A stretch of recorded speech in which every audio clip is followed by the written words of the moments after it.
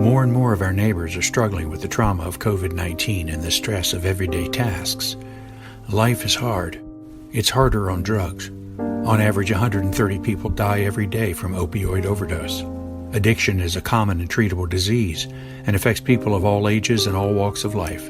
Reach out and join the thousands of Virginians that have successfully recovered at off-opioids.org. And remember, the Harrisonburg-Rockingham Community Services Board is here to help. Welcome to Audio Drama Interviews, the only show without a pithy tagline from Audio Drama Reviews. Then again, it doesn't need one. How long have you been with the group, and what's your role in it? I have been with Starlight since its very beginning. I was some of the first to enlist, so to speak. And that, I guess we are on season 5, so we've been together for 5 years.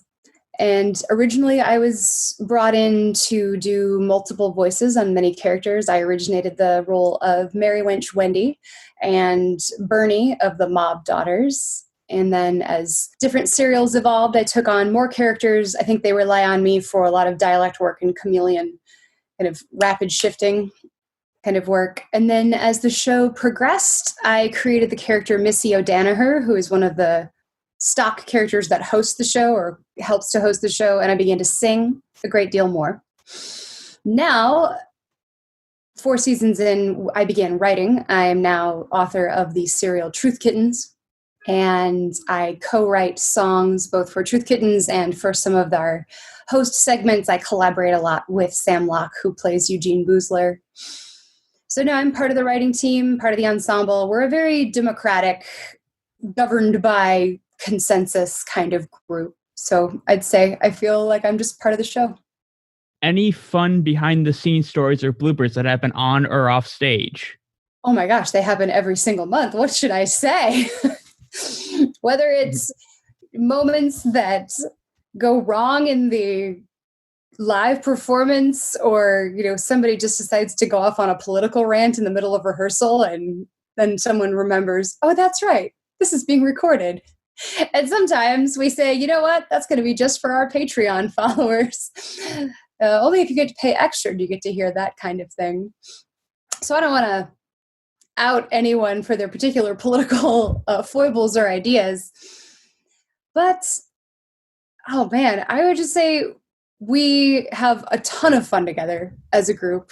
And because we tend to, in our current quarantine situation, the show isn't as live as it used to be.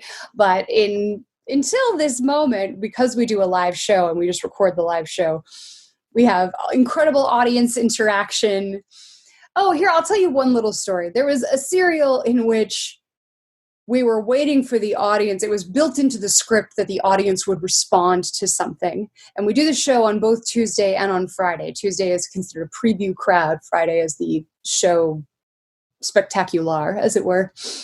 And whatever happened in that particular serial and whatever we were expecting the audience to do, whether it was groan or cheer or, you know, we wanted a big reaction. On one of the days, they absolutely did nothing. And on the other day, they gave us more than we could possibly bargain for, and people began to reply and give their own takes on the joke.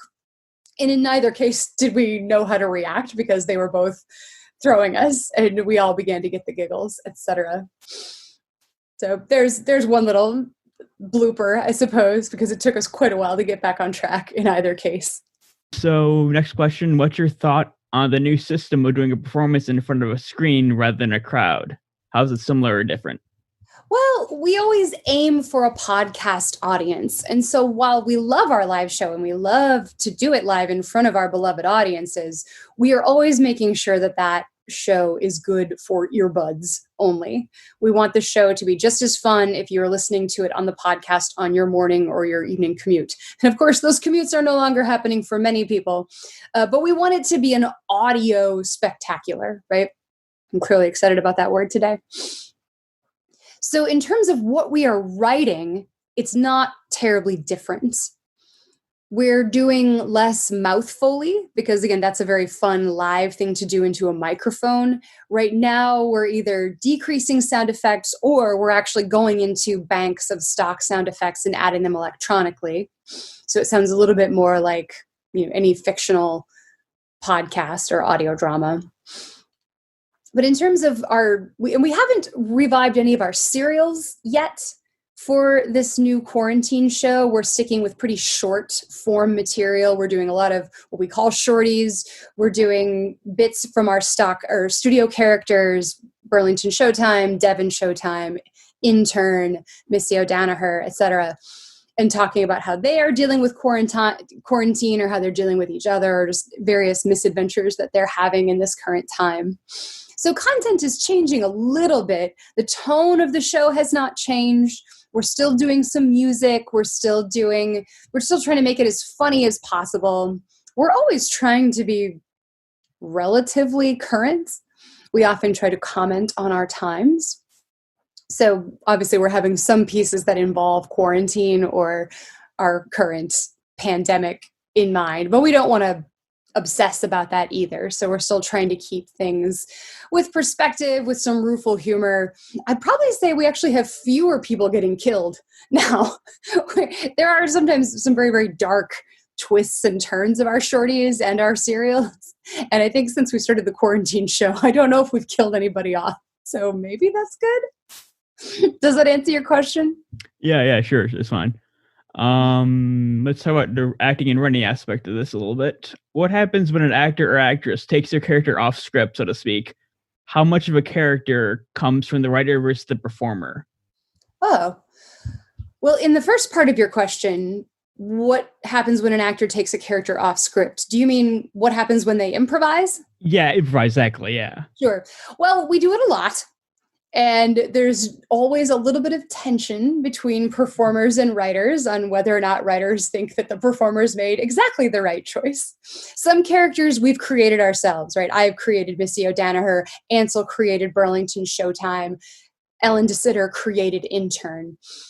When you have a particular writer for a serial, say NPC, which is written by Ben McCauley, right, then people have very set ideas on, or the writer will usually have a very specific idea on what that will be like. And occasionally, well, again, we try to have a very democratic way about our show. And so occasionally someone will say, oh, can I borrow that character and put it in this, right? Or our host scripts are using other people's characters. And so in terms of the host script, it's perfectly fine for someone to say, this is my character and my character wouldn't say that. They would put it this way, or this part of the plot doesn't make sense for my character for these reasons. And in rehearsals, we work with that collaboratively, and so it always comes out in a pretty nice fashion by the end. If it happens live, like I said, there's usually a little bit of tension. The question may be, did you actually make the moment better? Did you slam dunk a joke? Was that brilliant? Or did you perhaps ruin the next joke that was about to happen? And so that's an ongoing conversation that we're all having. Whether or not those ad-libs are adding or subtracting to what was intended. And because we are a very improv-oriented group, it happens enough that I don't think anyone ever gets livid. Sometimes if it happens on the Tuesday show, the writer might say, hey, could you not? And then by Friday, it won't happen. But in general, I think if you come to our live shows, you're going to see all kinds of fun, silly things that were made up on the spot and that we all enjoy rolling with that. We begin today's meditation with a few sipping exercises to remind us a little treat can go a long way. So pick up your McCafe iced coffees, close your eyes, and deep sip in.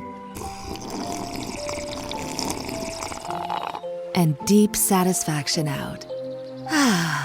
Take a treat retreat at McDonald's. Right now, get a McCafe iced coffee in any size and any flavor for just 99 cents until 11 a.m. Price of participation may vary. Sure. Let me think here. Actually, I can give you a small story about that. Yeah, go for it. And I'm not outing anyone else because it was entirely me. So in the serial NPC, which is about a video game, there's a slime monster, or a whole many slime monsters that come out of a place called Tutorial Forest. And the main slime monster that ends up joining the party has a very much of a potty mouth. She swears ad nauseum, and she's even a baby slime monster. So she's this really foul-mouthed character. And there's a lot of comedy based around that she's this super cute, high-pitched monster who swears all the time and sometimes is prevented from swearing by the powers that be. And so I was given a different slime monster character, a sort of girlfriend character to a different slime monster. And I had to come up and say, what is going on? When there was a battle about to happen. And when I jumped up, I said that phrase with a curse word in the middle, and it got a great laugh from the audience. They loved it. They thought it was hilarious. But the writer took me aside after the Tuesday show and said, listen, we have all this swearing-based humor based on that other character named Squib. If you do that, we are losing the potential for the laughs on whether or not Squib gets to swear. And I thought, oh, you're totally right. I did not think about that. I was thinking about myself in the moment. So I didn't do that on the Friday show. What do you gain from performing on stage for a podcast in which no one can see you? Well, of course, we do have our live audience, and we love them very much. And we love performing for them. However, the wonderful thing about audio work, which I think I mentioned earlier as a self-branded chameleon actor, is that I get to play so many characters in one night. We don't have time for costume changes. We have no need for costume changes. I'm a completely new person simply because I took a breath and changed what my mouth was doing. Different dialects, different timbres, completely different types of humor for different kinds of shorties. That is my favorite thing about audio drama, is just getting to try so many characters in one sitting. I guess, what's it like doing this for so many years only to stop in this capacity so suddenly with the COVID-19 outbreak? So, right. Well, I can honestly say we have outlasted many a Chicago theater company who perform in actual theaters. And so we're proud of that. We're proud that we run on a shoestring budget. We're proud that we all get along enough and we all like each other enough to continue. And whenever anyone has wanted to leave the show, they've always informed us with plenty of time. We've always blessed them on their way. No one's ever left in anger. But we've had people just say, okay, I'm done with this particular project at this particular time. And so the group has grown, evolved, and changed. And we're all very proud to have survived and to have stayed together and still be producing great content. And we'd like to think improving our content all the time. We miss each other very much at this time. It's rough. We consider each other really good friends. We all love to just sit around and horse around and not do our work when we have the chance, when we have the time. And it's tough not being able to hang out. It's tough not being able to see each other and hug each other a good job. And we're all having a hard time with that, as I'm sure every person is. In terms of, all right, can the show go on? Will the show go on? Our entire group immediately dove forward. And like I said, we operate in a very democratic manner, but we do have an appointed leader, which is Ansel Birch. And he immediately wanted to make sure the show went ahead. Everyone followed him, and he made sure we had a new crowdcasting platform so that we can do this live stream. He's the one figuring out all the technology. We all figured out, okay, who has microphones at home? Who can record at home? Who can help with other people recording at home? How do we want to change things? And then we've all been diving into our new roles, diving into the new format, and just trying to be there for each other. After rehearsal, we always do a check-in to say, how's everyone doing? What do you have going on? Life is tough in this era. And I'd say for me, being able to continue on with the show is giving me life. It means so much to me to be able to write songs and know that they're being put out there and that people are listening to them. And it still means a lot to be collaborating with my friends. Sure, sounds like it. Describe your writing process for your characters that you write on, I guess. Mine or the group's? For the stories you work on in particular, so. Like I said, I write Truth Kittens, which is a serial that is invoking 80s Saturday morning cartoons. It's very reminiscent of, say, Care Bears or Snorks or any of the cartoons that were considered boys, quote unquote, boys cartoons or girls cartoons, like Tiger Sharks or Thundercats or, Lady Lovely Locks, Barbie. There were so many. The amount of cartoons that ran through the 80s is just vast. So I'm drawing on a lot of those genres. And my original idea was that I wanted to do a thing like the Care Bears, but darker and a bit more in your face and more realistic, and to see what kind of trouble we could get such characters into. And so my original idea was just that I loved the idea of rather than bears that talked about feelings, I wanted to have cats that talked about philosophy, going down to earth and trying to tell humans about their problems and just saying, well, here's the truth. And humans don't want to deal with the truth. So they would generally always fail in their missions. That was my original concept. And I wrote a pilot, pitched it to the group. Some of them loved that idea. Some of them were more interested in what I was doing with the pre-existing ideas, like what happened to the Care Bears. And they thought that was a more interesting idea. So then I ended up doing a divided focus of those two things of what happened to the Care Bears, and then ends up being a bit of a murder mystery, if you will, versus how do the Truth Kittens actually function down on Earth trying to help humans or in failing in their mission. And then between those two things, I'm also trying to see how many cartoons can I parody, period. How many different cartoons can I invoke, cartoon tropes, how many things can be nostalgia or also just, yes, why is it always like that? Why? And I am a character-driven writer more than anything, so creating who the Truth Kittens were was first for me. And because it is very much a continuity-based serial up to this point, figuring out how does this plot work and making sure that every episode is drawing on what came before was a new exercise for me. I'm not terribly well-versed in plot-driven serials. So that was a new exercise. I really love or feel more ease in writing anthology pieces like our other serial, Public Domain Adventure Team, which I did not create. Adam McClevey created Public Domain Adventure Team. But it's a beautiful, perfect anthology setup in which you have Jane Eyre, Beowulf, Mr. Toad, and the Ghost of Christmas Past. And the four of them just have a different misadventure in a different literary plane every episode. There's no continuity or none necessary. All you have to do is choose a literary plane that's in the public domain, use other existing characters, and decide, what kind of hijinks are we going to get up into. And so you only need a standalone, but you have an established platform for how it's all going to go. I find a lot more ease in that kind of setting.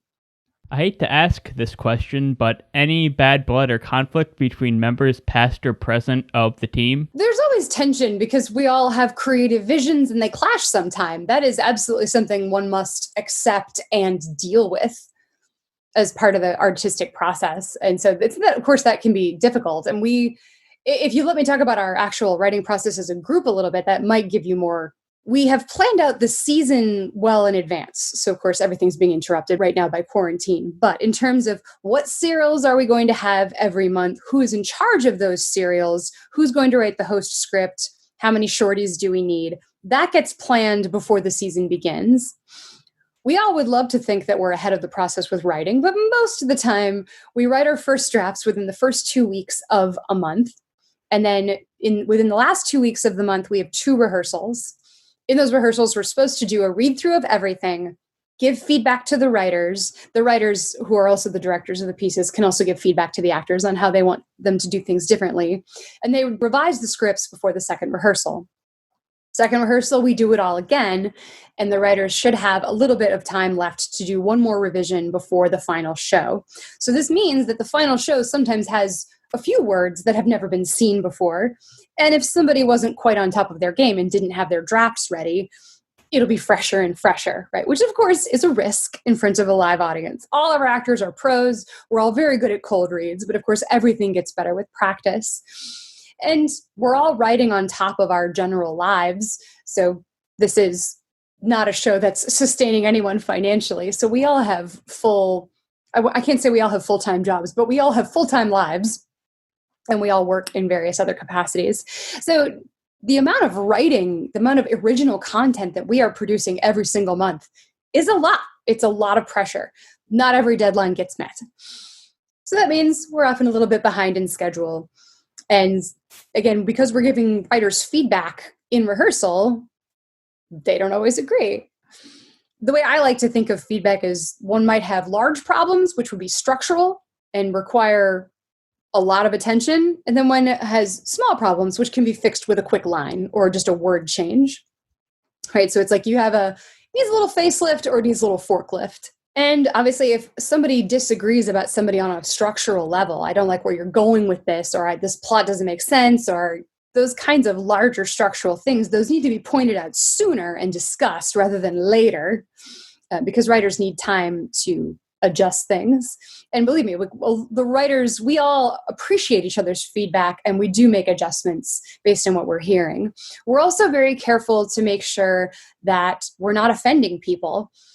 Well, we're trying to be as little offensive as possible. Comedy is a risk. We would never want to use the excuse of, oh, we're so edgy, that's why it's okay that we offend people. It's not okay to offend people. It's not okay to hurt people.